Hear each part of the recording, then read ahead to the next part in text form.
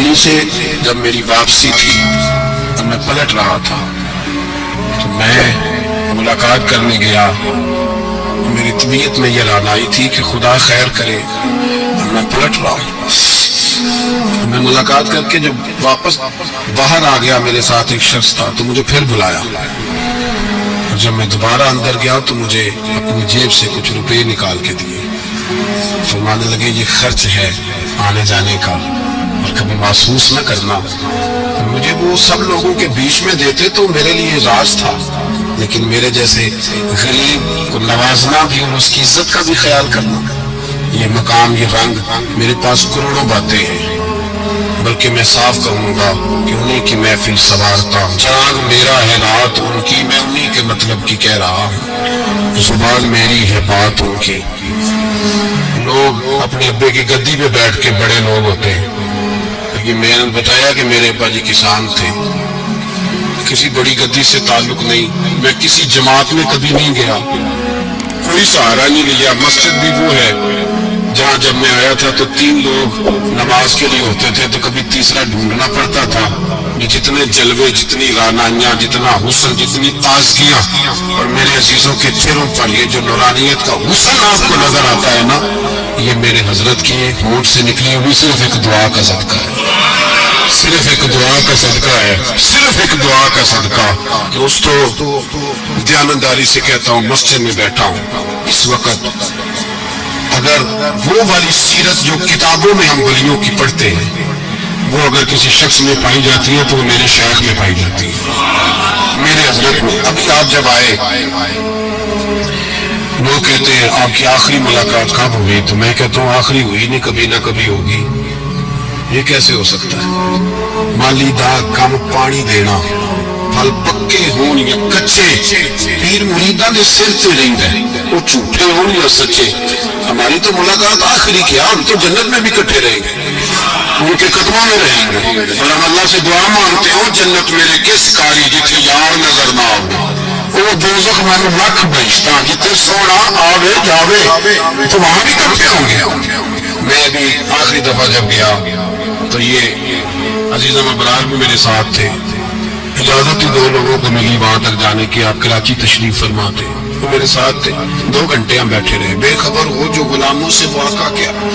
6, 7, 8 گھنٹے انتظار کرنا پڑا, شکن بھی نہیں آیا. نے کہا جی کہتے ہیں اسے بٹھاؤ بٹھاؤ.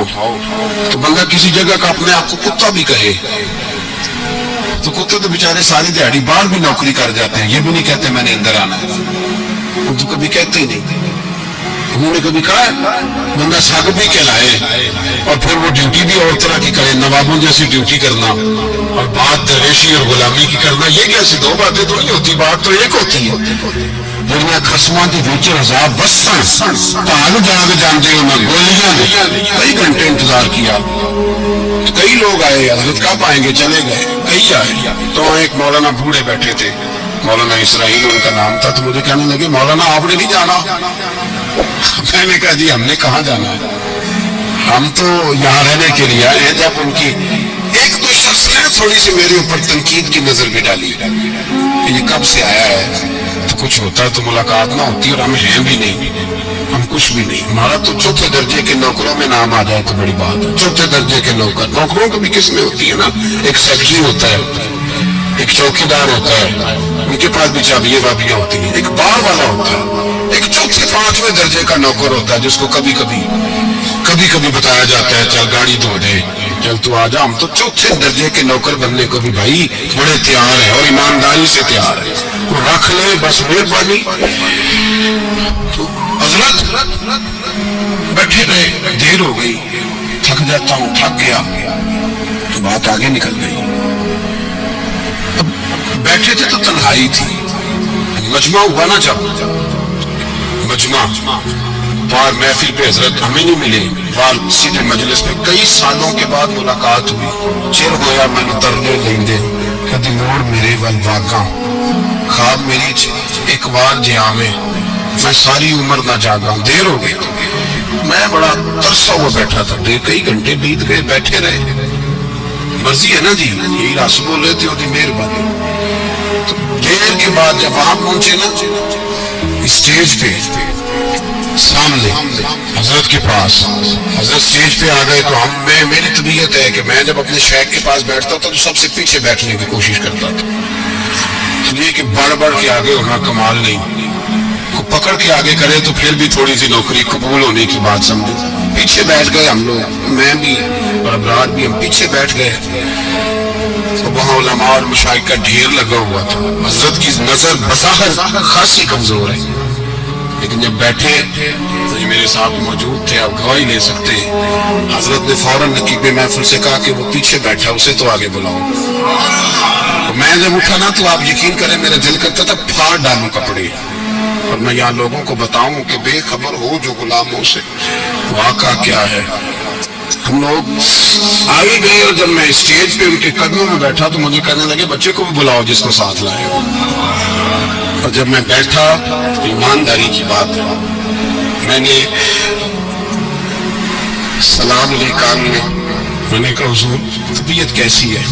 فرمانے لگے تو جب سے آیا ہے مجھے تب سے پتا ہے تو بیٹھا، تو جب سے آیا ہے مجھے تب سے پتا ہے، اب کل واپس چلے جانا اور جا کے وہاں دین کی نوکری کرنا، تو جب سے آیا ہے مجھے تب سے، مجھے فرمانے لگے کہ تو جب سے آیا ہے نا مجھے تب سے پتا ہے، جاؤ نوکری کرو۔ اور ایک جملہ کبھی نہیں بھولتا، فرمانے لگے میں تو تمہارے ساتھ ہی ہوتا ہوں، بس بات ختم ہو، معاملات حل ہو، باتیں بڑی ہیں، جو کروں تو کیا کروں، کہو تو راز حیات کہہ دوں، حقیقت کائنات کہہ دوں، وہ بات کہہ دوں جو پتھروں کے دلوں کو بھی پاش پاش کر دوں۔ مجھے ایک شخص کہنے لگا ہر اسٹیج پہ چھائے ہوئے نظر آتے ہو، میں نے کہا کیا کروں، سب سے پیچھے بیٹھا ہوتا ہوں، سب سے پیچھے، لیکن وقت کا غوث اٹھا کے جس کو اسٹیج پہ بٹھائے اس سے پیچھے کون بٹھا سکتا ہے؟ ہم وہ جڑیاں گڈیاں اب نہیں اٹھیاں، ہم نے ان کی زندگی میں رانائی دیکھی ہے، غریب پروری دیکھی ہے۔ میں اتنا بڑا نذرانہ نہیں کبھی ان کو دے سکا، میں کسان کا بیٹا ہوں، میں تو بھی 9th کلاس میں تھا، میرے ابا جی پردہ کر گئے تھے، میں نے بڑی غربت میں وقت گزارا ہے، لیکن مجھے ان کی ارب اور کھرب پتی مرید ہے۔ کھرب وہاں لوگ کروڑوں روپیہ لے کے لائنوں میں کھڑے ہوتے ہیں، میں غریب باپ کا بیٹا اور مستعار زندگی، لیکن میں نے انہیں عزت دیتے دیکھا ہے، میں نے دیکھا ہے وہ قریب بلانے والے، وہ پیار کرنے والے، میں نے ان کی غریب، لوگ کہتے ہیں میرا پیر غریب نواز ہے، اور قسم اللہ کی میرا پیر غریب نواز ہے۔ میں نے غریب نوازی دیکھی ہے، میں نے وہ رنگ دیکھا ہے، میں نے وہ جلوہ دیکھا ہے، ان کے نرگسی ہونٹ جب کبھی کبھی میرے پیشانی کا بوسہ لیتے تو مجھے یوں لگتا کہ اللہ نے جتنی خوشبو دنیا میں رکھی تھی میرے شیخ نے ساری میرے وجود کے اندر اڈیل دی۔